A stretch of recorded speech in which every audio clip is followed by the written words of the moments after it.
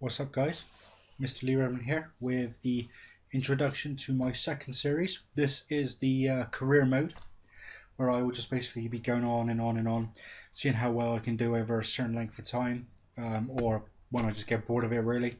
I'm not going to put a time limit on it, actually. I think I'm just going to go until I get bored, or vice versa, which could be after like 1.5 seasons if I do rubbish, or 20, 30 seasons maybe if I do really well. Just have to wait and see. Normally with these ones I do like 4 seasons and then give up after that, because either I'm doing rubbish or I actually find another series that I can do. But hopefully I'm going to stick with this one.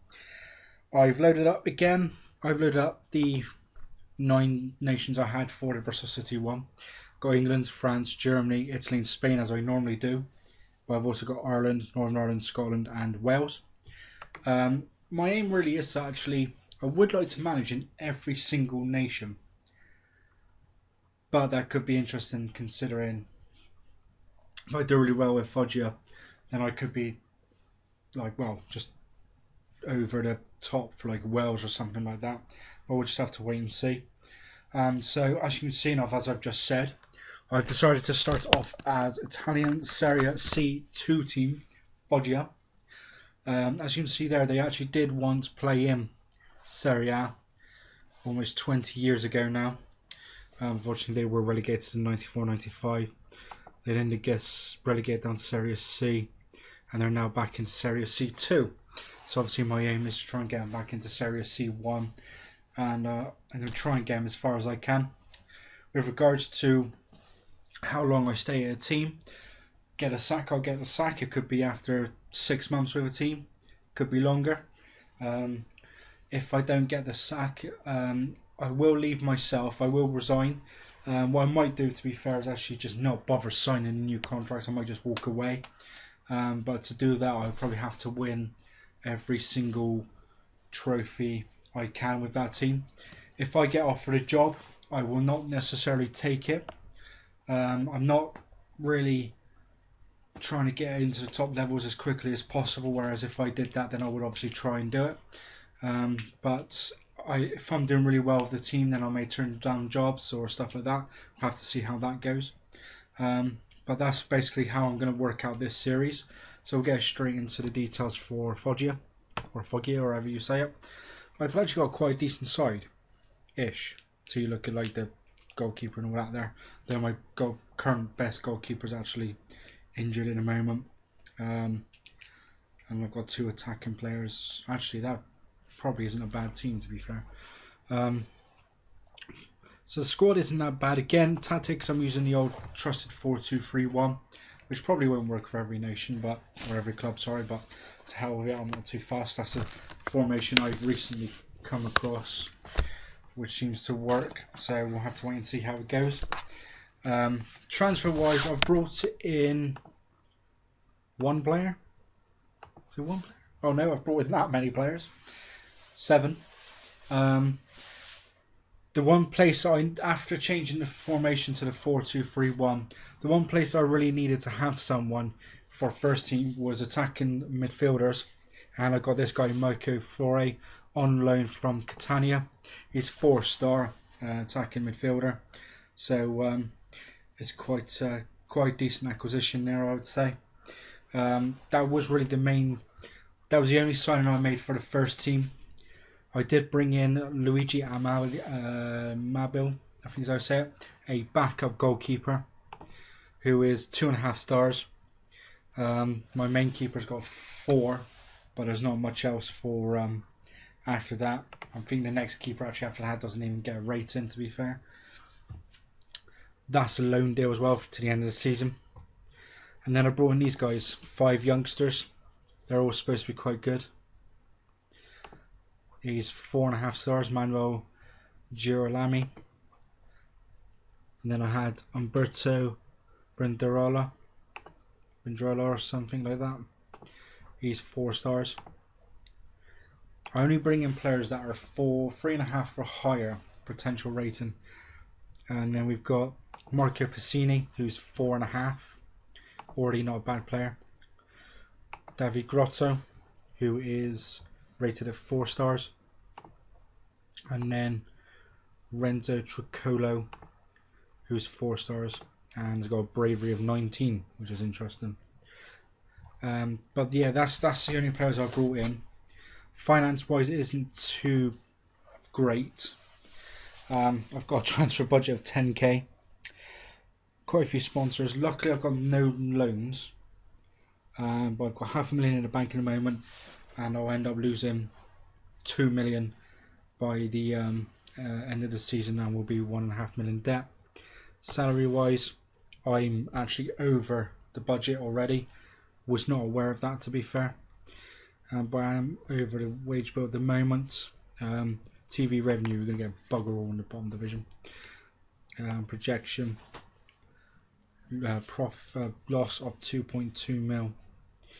Okay, well, that's what I'm going to be losing, like 2.2 mil, like every season. If I go up, it'll be interesting. Confidence wise, Serie C2B, they want me to win promotion, which used to be quite tough, but this season it seems like I've got a really good chance, and I'll show you why in a second. I'm not actually too sure why it's happening. I think I'll look on Wikipedia actually and let you guys know at the end of, or in the next episode, unless any of you guys are aware and can drop me a comment to let me know. Italian Serie C, they don't really care. I'm not actually in the Italian Cup, the Coppa Italia. I don't think I'm high enough. Italian Cup, as you can see, we've already had qualifying rounds. I believe you've actually got to be C1, and maybe some of the teams have went down because we've got Teramo there, Monza, so it's possible it could be seeded of some sort. I'm not too sure, but yeah, there should be one there as Monza, yeah. So there's only a couple of teams, so we'll have to wait and see how that happens. Fixture wise, again, pre-season done only, apart from the Serie C Cup, as you can see there. I started off by beating Isola Liri 8-1. Cesare got 1. Agostinon got 1. Martino got 1. And Gigolo got 5. Gigolo. That made it worse, to be honest. Giglio, sorry. Got me 5. I then beat Grasotto 5-1. Marco Fiore. Cavalieri double and Giglio double. I lost to Fiorentina reserves 2-1, Fiore scoring. I lost 3-1 at home to AEK. Martino scoring. I then won my last friendly against Nocerino 2-1, where I won it, sorry. Marco Fiore and Banderola. And then I went to the Serie C Cup where I drew Barletta 3-0. Annoyed with this game. Pisci put them 1-0 up in the 10th minute. I then equalised on the stroke of half time through Cavaliero. And in the second half, Cesaro put us 2-1 up in the 60th minute. With 8 minutes to go, Marco Fiore scored as well. But however, we weren't able to hold on. It's Carlo Lari in the 86th minute and Zappa Costa in the 91st minute gave them the point. There's 19 shots to 23 in their favour. I had 12 on target to their 9, and they had 57% of the possession. I ended up drawing 3-3. And then the other game was against Aprilia, which I drew 2-2. Amadio put Aprilia 1-0 up in the 24th minute. Cesare equalised for us within 2 minutes. Corsi put Aprilia 2-1 up, on the stroke of half time. Cesare did pull one back in the 51st minute to give us a point, and that made it 2 draws out of 2 games. The other game actually between Barletta and Aprilia, was 1-1. So as you can see, I actually made it through by having more goals scored. I don't think we've actually had the first round draw yet. No, we haven't. It takes place on the 15th of the 9th. So to be fair, I've done okay. So we've got group matches, then first round, then second round, and then third round group stage as well. I would like to get to the second group stage actually. That's where I'd like to get to. We'll have to see how that goes.